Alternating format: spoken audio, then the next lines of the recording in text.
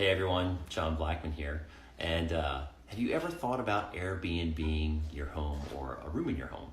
Well, there's a lot of rumors out there about what you have to do and what tax you have to pay and who you have to file for and what you can and you can't do. So I thought I would make a quick video that showed you exactly what you are required to do by the state in order to run an Airbnb or short-term rental out of your home or property. Now, I'll first start off with a little story.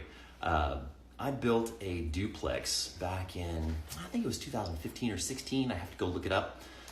And the duplex, the costs went overboard. It was built on like granite, solid granite or limestone. I don't know the rock, but anyway, it was really hard to dig out. So the foundation was just crazy hard to build.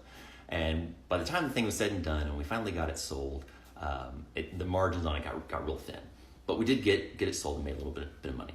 But the reason I tell you is that when we were done, the person who bought it ended up Airbnb-ing the place out. And it was like 1,500 square feet aside, but he was pulling in $6,000 a month Airbnb-ing this duplex. He made more on that thing in a couple months than I think that we made in building that thing on a year. So good for him. The reason I tell you is that that's why it's really exciting for people to be doing Airbnbs and short-term rentals and VRBO and all that stuff. So if you want to be totally compliant with doing Airbnb rentals in Austin, then you have to follow the city rules. And so they apply to 3 different property types, type 1, 2, and 3. Yes, government is not typically that original. So type 1 is a single family residence or a multifamily or a duplex, but it's one that is owner occupied. That's the critical part. You live in the building.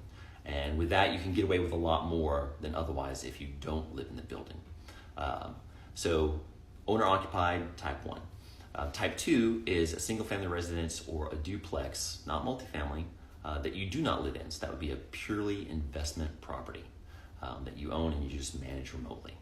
And then type 3 is multifamily that is non-owner occupied, and that's effectively a hotel. If you're Airbnb-ing a multifamily building, then you're basically running a hotel, and like totally commercial. That's super obvious. You pretty much get into hotel rules. So type 1 is the most popular. That's the one that most people are going to be considering doing an Airbnb or VRBO on. And then under that, there's 3 different classifications: primary, secondary, and then partial unit. So primary is, hey, I'm living in the house, or I'm renting out the main house, and I live in the shed in the back while I'm renting out my main house. Secondary is the opposite. So that's, hey, I live in the main house and I'm leasing out the granny flat in the back. And then partial unit is pretty popular, especially during South by and things like that. That's where you're just leasing out a room. And so you have to file with the city of Austin in order to do this legally. Now, a lot of people aren't doing it legally, and it's hard to enforce because there's so many people doing it. But if you want to run by the letter of the law, then you need to file with the city of Austin and pay your tax and licensing and all that good stuff. So under type 1, something else you have to consider are the HOA docs. Now, this is kind of fun because there was a landmark case by the Texas Supreme Court that sided with the homeowner who was who was short-term renting their unit, and the community in the neighborhood didn't like it, and they said that he was violating the HOA rules. So they took him to court, and the court said, well, no, it's technically residential use, and there's nothing in the HOA docs that explicitly prohibits short-term rentals, so it's okay. And so all of the Airbnb and short-term rental people were like, yes, now we can all rent out our homes as much as we want. It's like, well, not so fast. It did not say anything about the HOA docs explicitly putting in a clause that would prevent you from doing short-term rentals. So now all of these HOA organizations, if they're active, are going to have to decide if they want to allow short-term rentals and what limits to put on them. But most homeowners association docs today do not have clauses around short-term rentals because it just wasn't a thing until just a couple of years ago. So you want to make sure that your short-term rentals, that your HOA docs explicitly allow or disallow it. So if you violate those rules, then the HOA can come after you. Now, like how you deal with that is a whole separate thing, but you're just going to have problems if you're violating those rules.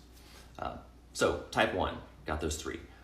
Type 2 is a single family rental or a duplex that you do not occupy. Now, this is kind of interesting.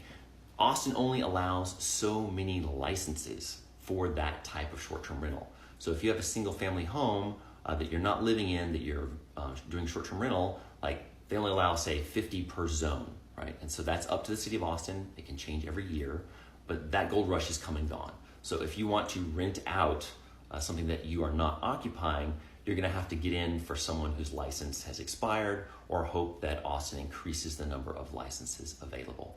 Now, the other really tricky thing about that is that it is only allowed in certain zones. And in this case, they're all commercial zones. And most single family residences are not built in commercial zones. Very few are. I built 2 in CSMU, which stands for commercial mixed use, but the vast majority of them are all SF2 or SF3, which are single family. So I won't get into the details of those, but just keep in mind the chances of you getting a license for being able to Airbnb a home that is in SF2 or SF3, which is almost everything, are basically 0. Austin just won't let you do it. Now, you can do it under the covers, but if you get caught, then you have to pay all the taxes and stuff for that and all the penalties. And then the third type is basically a hotel, and so you're not living there and it's multifamily. Okay, yeah, that's a commercial property. You've got to pay tax on that. There's no way to dodge that. So to get a license, you have to fill out an application. You can get it online. I'll put the link below this video. You have to pay $550, and then you have to show proof of insurance, proof that you're paying your actual tax, and a driver's license. Now, the cool thing is that most of the platforms today will collect this tax for you. In Texas, it's like a 9% state tax and a 6% city tax. It used to be separate so that you'd have to pay that separately, but now Airbnb and I think VRBO collect that tax for you. And Michael asks, how does this work in extraterritorial outlying areas like Travis County but not Austin proper? Great question, Michael. So if you're in the ETJ, then hey, there's no city of Austin that has jurisdiction over you. So if you had a short-term rental, like let's say you have like an RV park or something, or you create a short-term rental experience where you've got tents or something like that, and you're out in the ETJ, in theory, I think you just have to pay the state tax and not the city tax because there's no jurisdiction. So that's an awesome question, Michael. Thank you. And so that are the 3 types, single family, owner occupied, single family, non-owner occupied, and then multifamily, non-owner occupied.